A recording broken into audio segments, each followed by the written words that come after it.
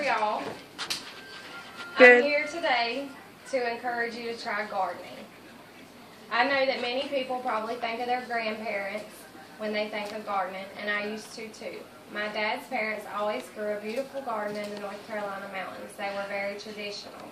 When I was a teenager, I wasn't very enthusiastic about working in the garden because I enjoyed fast-paced things like playing sports, going out with my friends, and listening to my music loudly. This didn't fit into their garden. However, as an adult, when reflecting back on my childhood, I realized how much I used to enjoy planting the seeds and waiting for them to sprout and then eventually picking them when they were ready. The more I thought about this, the more I wanted to share this experience with my daughter. I would like to convince you that gardening isn't just some boring hobby for old people. It's a learning experience. It provides benefits to your health, and it can be fun at any age. Once in a while, we may get lucky and get something right the first time with little effort, but most of the time, life is not that easy. Besides that, it is so much more satisfying to be rewarded when we have worked hard for it. My advice for anyone who would like to try gardening is to start small and do a little research. If you go outside and plant a half an acre of different seeds, chances are you are probably going to be disappointed.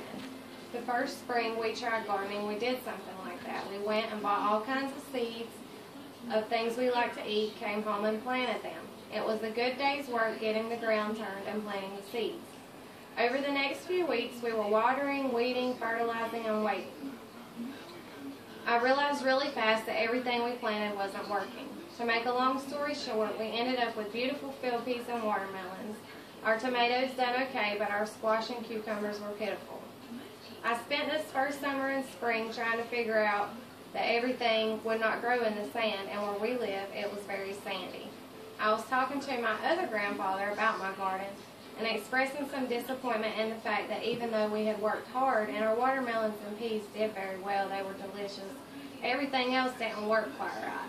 He laughed and sent me a book and some pictures. The book was called Square Root Gardening by Mel Bartholomew. My grandfather lives in the suburbs of Detroit and had started using this method because it was practical for his location. It really piqued my interest, but I was still a little skeptical. The next spring came and he called and asked me was I going to plant a garden this year. I thought about it and told him yes, I was going to try again, this time the way he had suggested. So I know right now I'm not sounding too convincing, but when I tell you this method really worked for me, it is the truth. We started out with 2 small boxes. My daughter was about 3 at the time. We put newspaper in the bottom and filled them with a mixture of sand, topsoil, and potting soil. And we planted our seeds. This time around we had a beautiful garden that required a lot less work and yielded a lot more produce. We enjoyed this so much that every year since we have expanded. We even took one of my husband's old fishing boats and turned it into a garden. Believe it or not, we got a lot more out of this experience than just fresh vegetables. We spent a lot of quality time together as a family, and we got to be creative with it. Now, not only do my daughter, my husband, and myself enjoy our garden every year, but my mother-in-law, father-in-law, sister, and nephews all take part in our garden experience. And guess what? If I want to crank up the music while I'm gardening, that's exactly what I do. If enjoying the experience is not enough to get you to try garden, then I would like for you to think about the health benefits of it. There are many.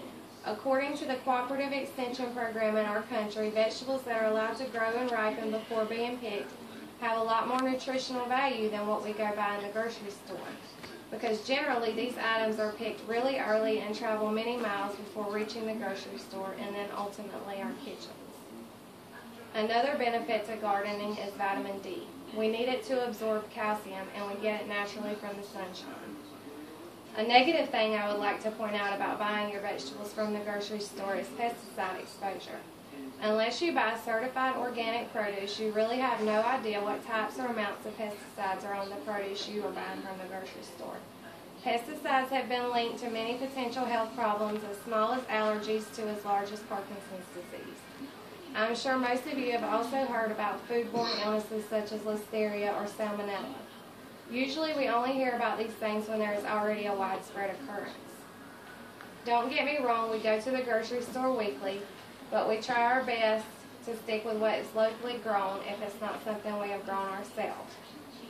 So not only do we reap more nutritional benefits from what we grow and the actual process of getting outside and breathing the fresh air and soaking up the sunshine, but we can reduce some of the negative elements that we are exposing ourselves and our family to when buying produce at the grocery store. Lastly, gardening can be fun. It allows for us to get our hands dirty and get creative. Like I mentioned earlier, my husband helped us transform an old boat into a beautiful garden. We stretched a nylon netting down one side to allow our vines to grow vertically instead of along the ground. We also plant different types of flowers in each box with our vegetables. One thing I would also like to point out is you do not have to worry as much about your soil type or weeding when you are using a box garden. The variety of crops you can choose grows tremendously. We have one box with tomatoes, cucumbers, gladiolas, and morning glories, and another with cabbage, collards, peppers, and sunflowers. The possibilities are endless. In my experience, it has also been a way to get picky kids to try new foods if they have a hand in growing it.